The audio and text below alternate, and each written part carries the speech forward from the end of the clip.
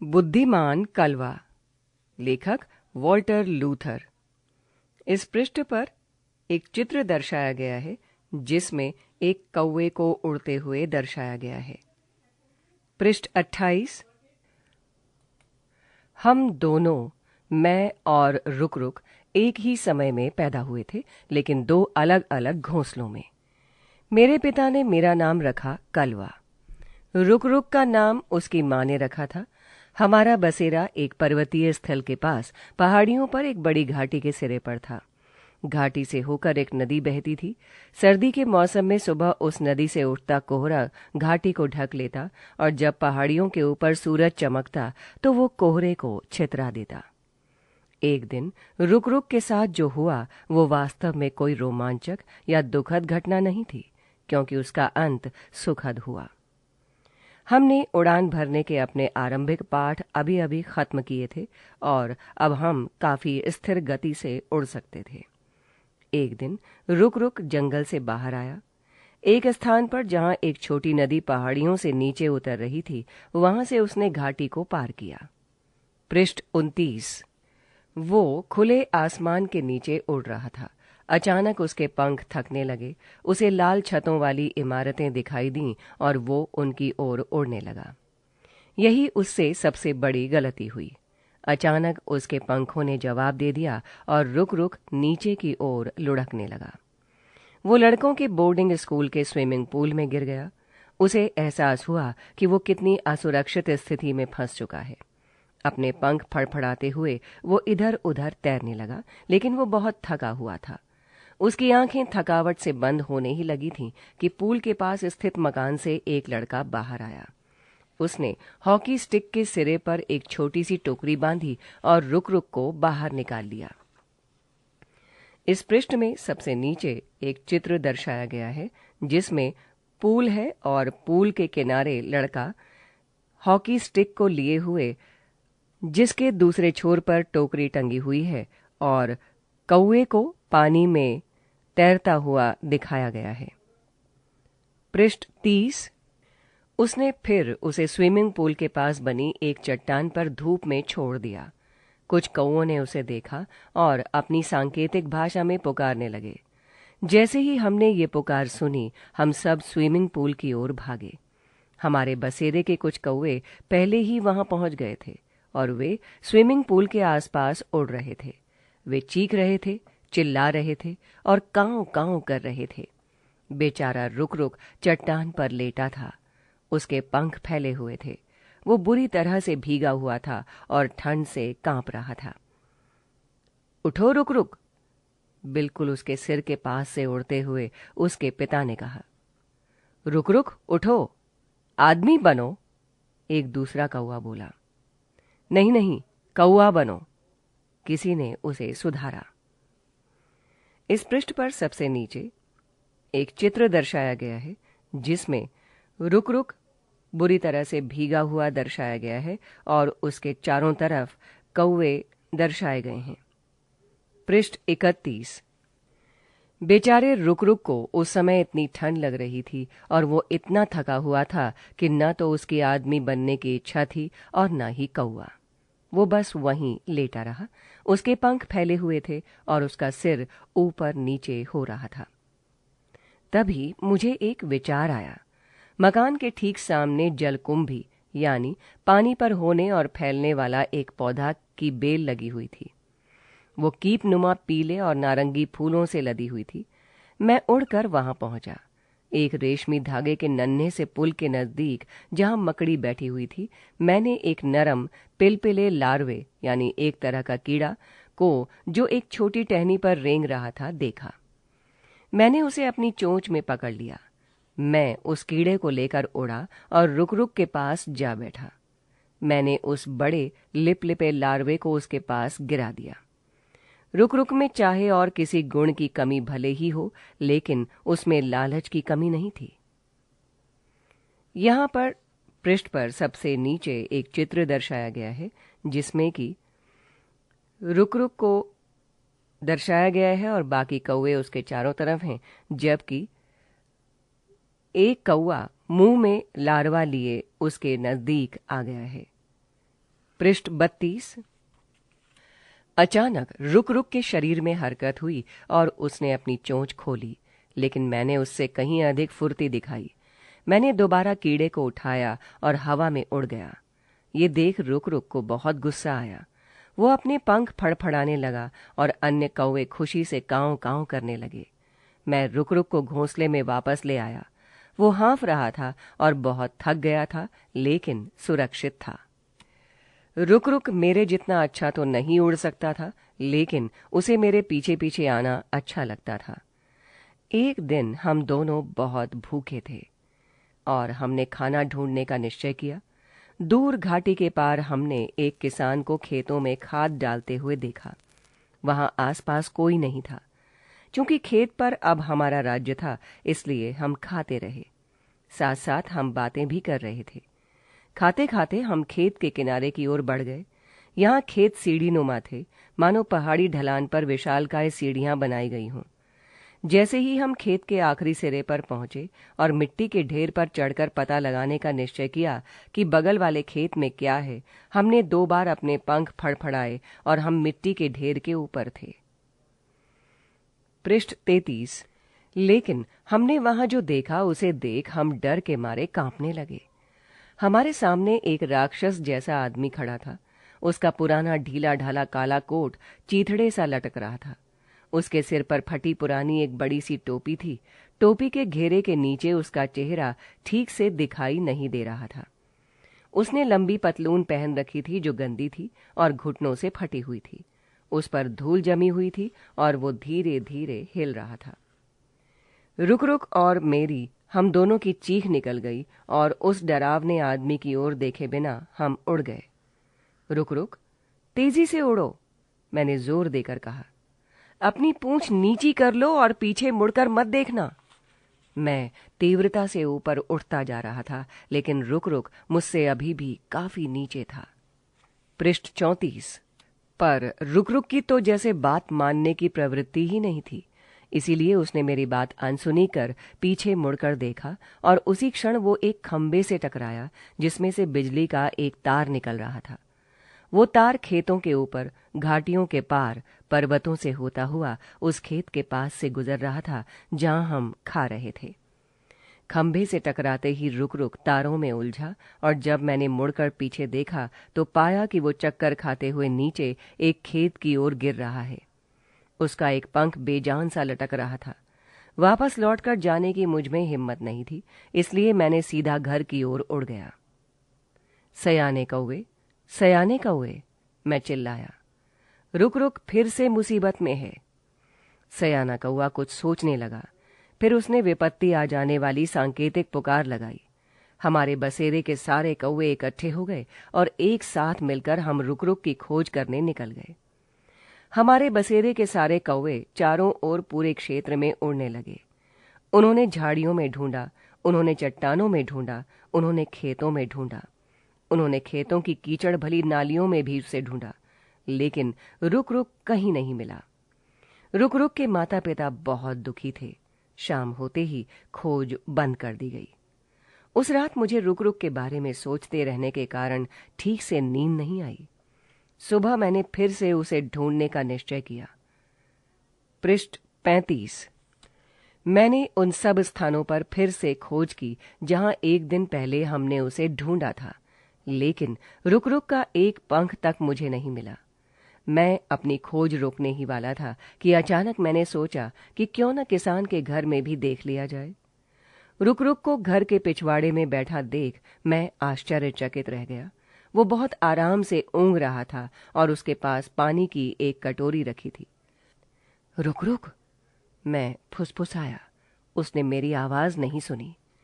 मैंने पेड़ पर अपनी चोंच से खटखट की। अब रुक रुक हिला। रुक रुक, मैं फिर फुसफुसाया। मैं हूं कलवा। रुक रुक उछलता हुआ मेरे पास आया। उसका टूटा पंख नीचे लटका हुआ था और उसके पीछे पीछे घिसट रहा था। उसकी यह हालत देखकर मुझे बहुत दुख हुआ, लेकिन वो मुझे देखकर बहुत खुश हुआ। उसने मुझे बताया कि घायल होने के बाद किसान का छोटा सा लड़का उसे घास से उठाकर अपने घर ले आया। और लड़के की मां ने उसके घाव पर चूने और हल्दी का लेप लगाया था। इस पृष्ठ के दाईं तरफ एक चित्र दर्शाया गया है जिसमें एक घर को दिखाया गया है और घर के बाहर रुक रुक के सामने एक कटोरी रखी हुई दर्शाई गई है और पेड़ के पीछे छिपा हुआ कलवा दिखाया गया है। पृष्ठ 36। मेरे ख्याल से उन्होंने मुझे अपने पास रखने का निश्चय किया है, वो बोला। ओह रुक रुक, तुम्हें यहां बहुत अकेलापन महसूस होता होगा, मैं बोला। तभी एक कुत्ता वहां आया और उसने मुझ पर भौंकना शुरू कर दिया। रुक रुक, इससे पहले कि वे लोग मुझे यहां देख लें, मुझे यहां से चले जाना चाहिए। कल फिर मैं तुमसे मिलने आऊंगा, मैंने कहा। इस पृष्ठ के सबसे नीचे एक चित्र दर्शाया गया है जिसमें एक कुत्ते को भौंकता हुआ दर्शाया गया है। पृष्ठ 37। मैं घर पहुंचा और रुक रुक की मां को जगाया जो एक टहनी पर सो रही थी। वो बहुत उदास लग रही थी। मैं आपके लिए एक अच्छा समाचार लेकर आया हूं, मैंने रुक रुक की मां से कहा। रुक रुक जीवित है। सचमुच? रुक रुक कहाँ है? वो जोर से चिल्लाई। एक किसान के घर में। रुक रुक का एक पंख टूट गया है और किसान व उसका परिवार उसकी देखभाल कर रहे हैं। लेकिन हमें ये बात अभी किसी और को नहीं बतानी चाहिए। अगले दिन रुक रुक की मां और मैं उससे मिलने गए और उससे बातें करते रहे। हम प्रतीक्षा करेंगे, उसकी मां ने कहा। एक बार तुम्हारा पंख ठीक हो जाए तो तुम्हारे लिए यहां से निकल भागना आसान होगा। फिर हम वापस आ गए। एक सुबह मैं अकेले ही रुक रुक से मिलने गया। मैं सीधे किसान के घर के पिछवाड़े में गया। रुक रुक वहां नहीं था, केवल उसकी खाली कटोरी कोने में पड़ी हुई थी। मुझे बहुत चिंता हुई। वो कहाँ चला गया? घर एकदम खाली लग रहा था। फिर मैं घर के आगे की तरफ गया और देखा कि मुख्य द्वार पर बड़ा सा ताला लगा हुआ है। मैं बहुत दिनों तक उदास रहा। फिर एक दिन मेरे जीवन में एक बदलाव आया क्योंकि मेरी मुलाकात और किसी से हो गई थी। पृष्ठ 38। उसका नाम था रुक्मणी और उससे मैं एक कसाई की दुकान के बाहर मिला था। वो किसी दूसरे बसेरे की थी जो जंगल में एक पुराने गिरजाघर के पास था। जब मैंने पहली बार उसे देखा तो मैं उस पर से नजरें नहीं हटा सका। उसका रंग गहरा था और अन्य कौवा कन्याओं जैसा ही उसका आकार था। उसकी सुंदर काली आंखें और काले चमकीले पंखों की वजह से मुझे उससे प्यार हो गया। धीरे धीरे हम मित्र बन गए। हम बहुत बार बाजार के नजदीक, कसाई की दुकान पर, शहर में और हर जगह साथ साथ होते। एक दिन हम दोनों ने शहर में भरपेट खाया और फिर जंगल की ओर उड़ गए। इस पृष्ठ पर ऊपर चित्र दर्शाया गया है जिसमें 2 कौवों को दर्शाया गया है। पृष्ठ 39। हम साथ साथ एक टहनी पर जा बैठे।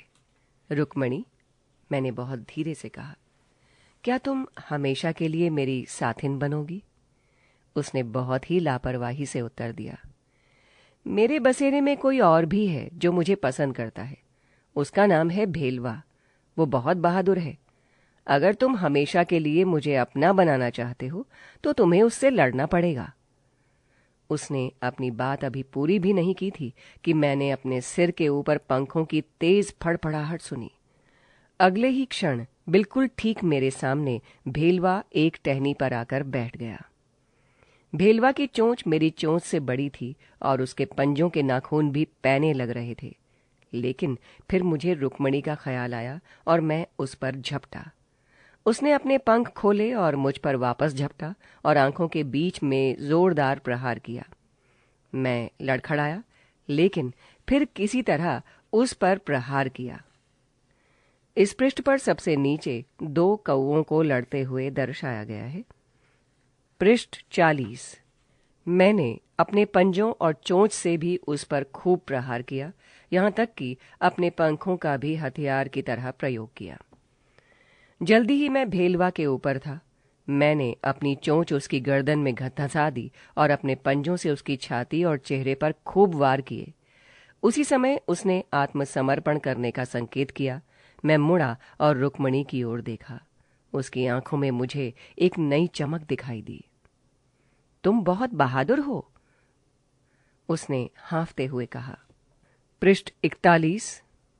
मैं बहुत खुश था और उसके करीब जाकर बोला, रुक्मणी, अब तुम सिर्फ मेरी हो। पिछले कुछ हफ्तों से हमारे बसेरे में बहुत हलचल थी। हर जगह कौओं के जोड़े नए घोंसले बना रहे थे। रुक्मणी और मैंने भी बड़ी सावधानी से तीलियों और सूखी घास का घोंसला बनाया। घोंसले के अंदर हमने नर्म घास बिछाई। फिर रुक्मणी ने उसमें 2 बहुत सुंदर अंडे दिए। हम बैठकर अक्सर उन सुंदर अंडों को निहारते। वे हल्के हरे नीले रंग के थे और उन पर भूरे रंग के छोटे छोटे धब्बे थे। मैं अपना दिन खाने की तलाश में बिताता और बढ़िया बढ़िया टुकड़े रुक्मणी के लिए लाता। वो हमेशा बहुत धैर्य से मेरी प्रतीक्षा कर रही होती। एक दिन बहुत ही बुरी खबर सुन हम परेशान हो गए। एक कौवे ने हमारे घोंसले के बहुत पास एक भयानक चित्राला देखा। इसका कान व शरीर बहुत बड़ा होता है। ये पेड़ों पर चढ़ने और शिकार करने में चतुर होता है। चित्राला बहुत घातक होता है और बहुत तेजी से अपने शिकार को मारता है। पृष्ठ 42। वो गिलहरी, चूहे, सांप, छिपकली और यहाँ तक कि पक्षियों तक को मार सकता है। सबसे खराब बात तो ये है कि वो चोर होता है। हमारे घोंसलों में घुसकर वो अंडे चुरा लेता है। एक सुबह हमने उसे देवदार के पेड़ों के एक झुंड में देखा। वो फुनगियों पर एक टहनी से दूसरी टहनी पर कूद रहा था। वो किसी का पीछा नहीं कर रहा था, लेकिन टहनियों के ऊपर से लाल पट्टी वाली लोमड़ी की धारी को जाते देखना भयभीत करने वाला दृश्य था। सयाने कौवे ने सांकेतिक पुकार दी और हम सब उस पेड़ के ऊपर जमा हो गए जहां हमारा शत्रु बैठा था। फिर हम उस पर झपटे। इस पृष्ठ पर सबसे ऊपर वृक्षों की डालियां नजर आ रही हैं और उस पर 4-5 कौवों को बैठा हुआ दर्शाया गया है। और सबसे नीचे भी चित्र दर्शाया गया है जिसमें कि एक सियार को दर्शाया गया है। पृष्ठ 43। ये कोई आसान काम नहीं था, पर हम उस पर झपट्टा मारते रहे और जब वो क्रोध से हमारी ओर लपका तो हम दोबारा ऊपर उड़ गए। मैंने उसकी पूंछ के ऊपर अपनी चोंच गड़ाई। वो घूमा और तब अनेक कौवों ने पीछे से अपनी चोंच गड़ा दी। ऐसा करीब 10 मिनट तक चलता रहा। फिर चित्राला पेड़ से नीचे उतरकर कुछ चट्टानों और झाड़ियों में कहीं गायब हो गया। हम सब गुस्से और डर से हाँफ रहे थे, लेकिन हमने उसे सबक सिखा दिया था। उसके बाद से हमने बहुत सावधान रहने और उस पर पैनी नजर रखने का निश्चय किया। मानो चित्राला का डर काफी ना था, इसीलिए तो उस रात सन्नाटे को चीरती एक भयानक आवाज जंगल में गूंजी। हू हू हू, हू हू हू। पृष्ठ 44। इस आवाज को सुनकर टहनियों पर सोते सोते हम कांप उठे। घोंसलों में बैठे मादा पक्षी शत्रु से घिर जाने के डर बेचैन हो उठे। वो ऐसी ऋतु थी जब सब घोंसलों में अंडे होते हैं। हू हू हू, हू हू हू। रात के अंधेरे में पुकार हुई। एक बड़ा उल्लू था। इस खोखली और भूत जैसी आवाज सुनते ही सारे पक्षी और जंगल के अन्य छोटे जीव चुप हो गए। हम कौओं ने तो इतनी जोर से अपनी आंखें बंद कर ली ताकि लगे कि हम गहरी नींद में हैं। हम उसके बड़े गोल डरावने चेहरे की ओर देखने तक से डरते थे। हल्का पीला चंद्रमा पूर्वी चोटियों के ऊपर निकल आया था। रात ठंडी थी और एक बार फिर उल्लू की आवाज जंगल में गूंज उठी। अब वो हमारे बसेरे के नजदीक आ गया था। हमारे घोंसले के पास जिस पेड़ पर मैं बैठा था उसके नीचे उगी झाड़ियां हिलीं और सरसराहट सी हुई।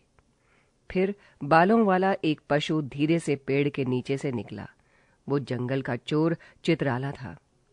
उल्लू परछाई की तरह मौन और शांत था। हम देख नहीं पा रहे थे कि वो कहाँ है, लेकिन उसकी गोल गोल आंखें अंधेरे में सब कुछ देख सकती थीं। इस पृष्ठ पर सबसे ऊपर एक उल्लू का चित्र और चंद्रमा का चित्र दर्शाया गया है। पृष्ठ 45। उल्लू बोला, हू हू। चित्राला डर गया। उसका बालों वाला शरीर धरती को छूता हुआ हिला। वो चट्टानों के बीच बने अपने छोटे से बिल में घुस जाना चाहता था। हालांकि वो इतने धीरे चल रहा था मानो हवा में चल रहा हो। फिर भी बड़े उल्लू ने उसे देख ही लिया। वो पेड़ से नीचे आया। उसके बड़े बड़े पंखों से अब तक कोई आवाज नहीं आई थी, जब तक वो उस झाड़ी तक नहीं पहुंच गया जहां चित्राला छिपा हुआ था। फिर उसके पंख फड़फड़ाए और एक गुस्से भरी चीख निकली। हालांकि चित्राला ने हमला किया, उछला और लड़ा भी, लेकिन वो उल्लू का सामना नहीं कर सका। उल्लू ने उसे मार दिया और उठाकर ले गया। उल्लू के पंजों में वो ढीला मरा हुआ लटक रहा था। एक शिकारी ने हमें दूसरे शिकारी से बचा लिया था। कई कौओं ने कांव कांव करके अपनी खुशी प्रकट की और जंगल का सन्नाटा उनकी तेज कांव कांव से भंग हो गया।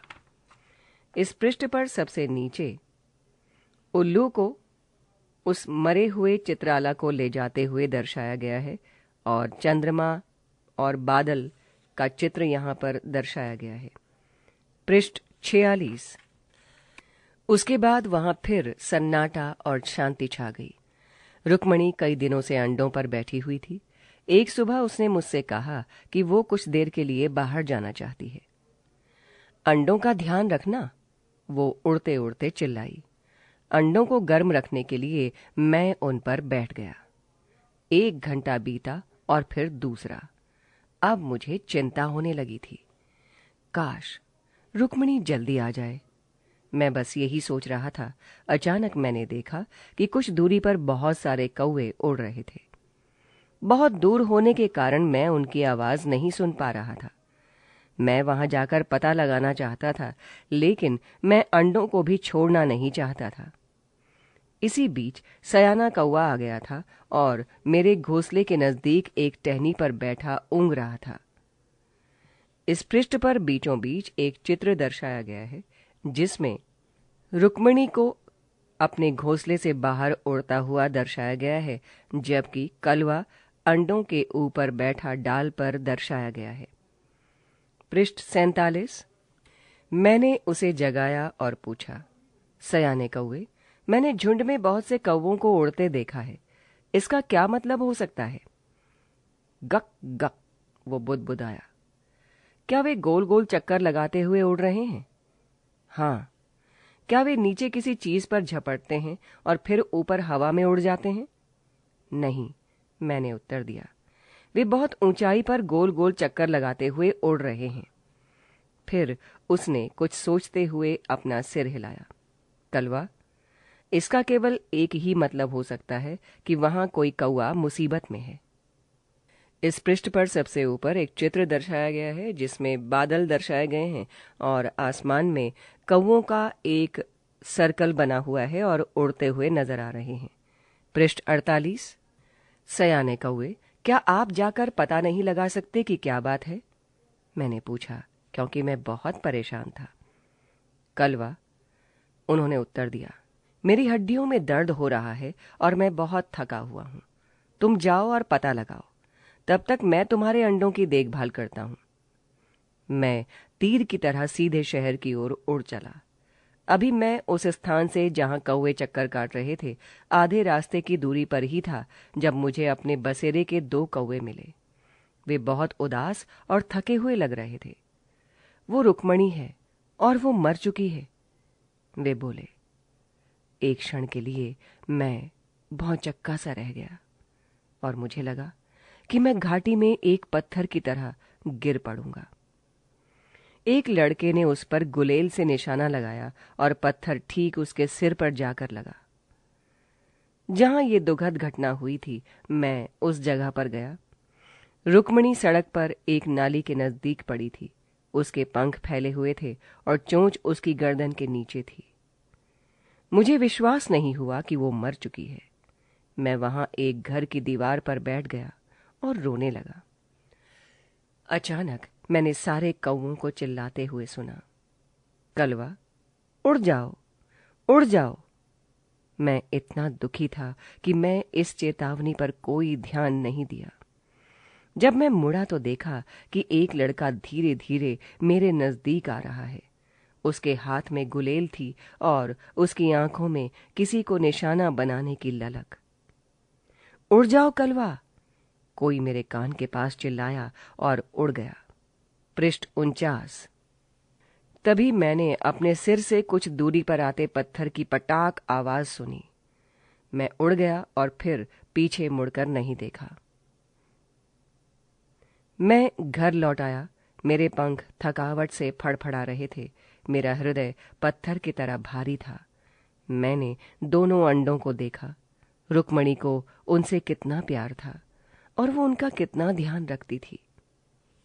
अंडों का ध्यान रखना, अंडों का ध्यान रखना, उसके आखिरी शब्द मेरे कानों में बार बार गूंज रहे थे। मुझे क्या करना है मैंने सोच लिया था। मैं घोंसले में घुसा और धीरे से जाकर अंडों पर बैठ गया। अगले दिन बसेरे में बहुत कानाफूसी होती रही।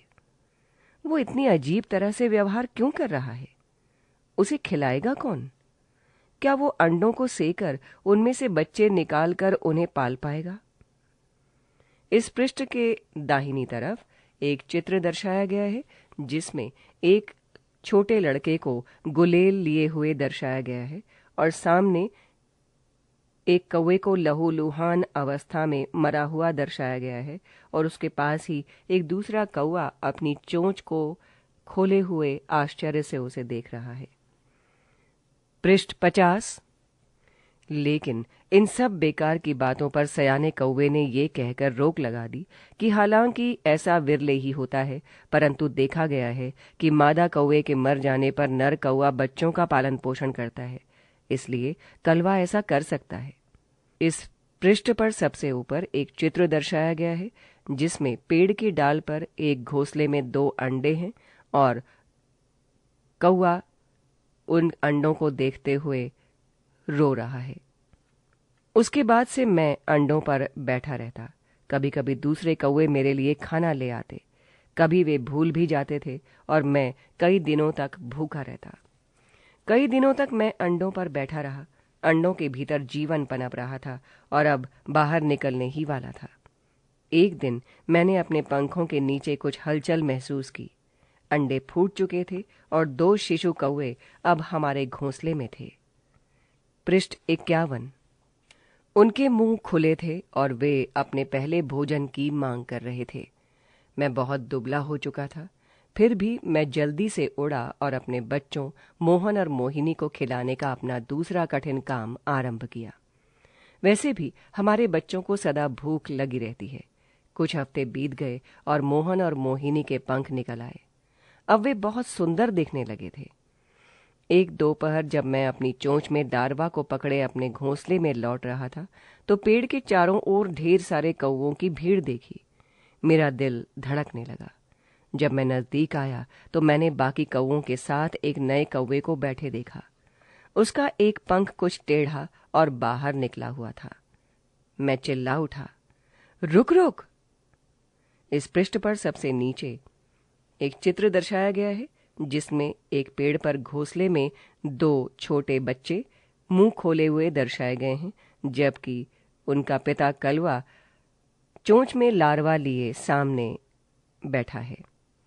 पृष्ठ 52। मेरी चोंच में जो लार्वा था वो नीचे धरती पर गिर गया। रुक रुक कुछ अधिक बड़ा और सयाना लग रहा था। मुझे विश्वास ही नहीं हो रहा कि तुम एकदम ठीक हो। मेरे स्वर से खुशी झलक रही थी। रुक रुक की आवाज सयाने कौवे की तरह भारी हो गई थी। वो स्वस्थ और ताकतवर लग रहा था। और तुम वही पुराने कलवा? रुक रुक बोला। फिर उसने हमें अपनी कहानी सुनाई। उस सुबह जब तुम मुझसे मिलकर गए, किसान, उसकी पत्नी और बेटा पहले ही ये तय कर चुके थे कि वे नीचे मैदानों में अपने बड़े बेटे के पास चले जाएंगे। वो इंजीनियर है और एक बड़े बांध के पास रहता है। पहले तो मैं उस क्षण की राह देखता रहा जब मैं चुपचाप भाग सकूं, लेकिन उस छोटे लड़के और उसकी माँ से बहुत जुड़ाव हो गया था। मैं ये जान गया था कि वे वास्तव में मुझे चाहते हैं और उन्हें मेरी परवाह है, इसलिए मैं वहां से जाकर अकृतज्ञ नहीं बनना चाहता था। पृष्ठ 53। इस पृष्ठ पर घने जंगल में पेड़ों की शाखाओं को दर्शाया गया है, जिसमें अलग अलग बहुत सारे कौवे बैठे हुए हैं। पृष्ठ 54। अब किसान और उसका परिवार अपने पुराने घर में लौट आया है, इसीलिए मैं भी उनके साथ वापस आ गया हूं। इस बीच 2 छोटे कौवों को कसाई की दुकान से मांस का टुकड़ा लाने के लिए भेजा गया था। वे एक ताजे मांस का टुकड़ा उठाकर ले आए और उसे रुक रुक को दिया। धन्यवाद, रुक रुक बोला। किसान और उसके परिवार के लोग कभी कभी ही मांस खाते हैं। देखा जाए तो वे शाकाहारी ही हैं। इस तरह के ताजे मांस का टुकड़ा मुझे अक्सर देखने को नहीं मिलता है। रुक रुक मांस के उस टुकड़े को बहुत मजे लेकर खा रहा था, जबकि बाकी सबकी निगाहें उस पर टिकी थीं। फिर उसने अपनी चोंच को टहनी पर रगड़ा और बोला, अच्छा, अब देर हो रही है, मुझे अब चलना चाहिए।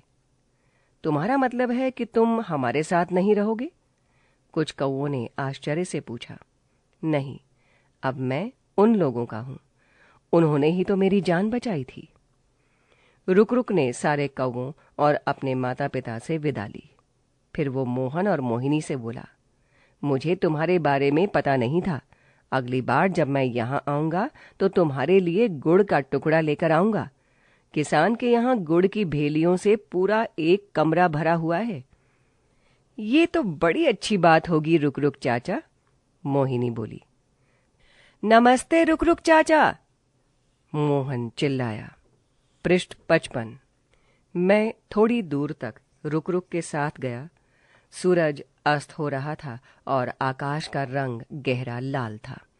सूरज का सुनहरी प्रकाश जंगलों के ऊपर और नीचे दिखते खेतों पर पड़ रहा था। हमने एक दूसरे के पंख छुए और मैं रुक रुक से बोला, तुमसे दोबारा मिलकर बहुत खुशी हुई रुक रुक। मुझे भी तुमसे दोबारा मिलकर बहुत खुशी हुई कलवा, रुक रुक ने उत्तर दिया। मैं वापस मोहन और मोहिनी के पास जाने के लिए मुड़ा। मेरा हृदय खुशी से भरा हुआ था। और इसी के साथ गौरैया और अन्य कहानियां, चिड़ियों की 3 कहानियां समाप्त होती हैं।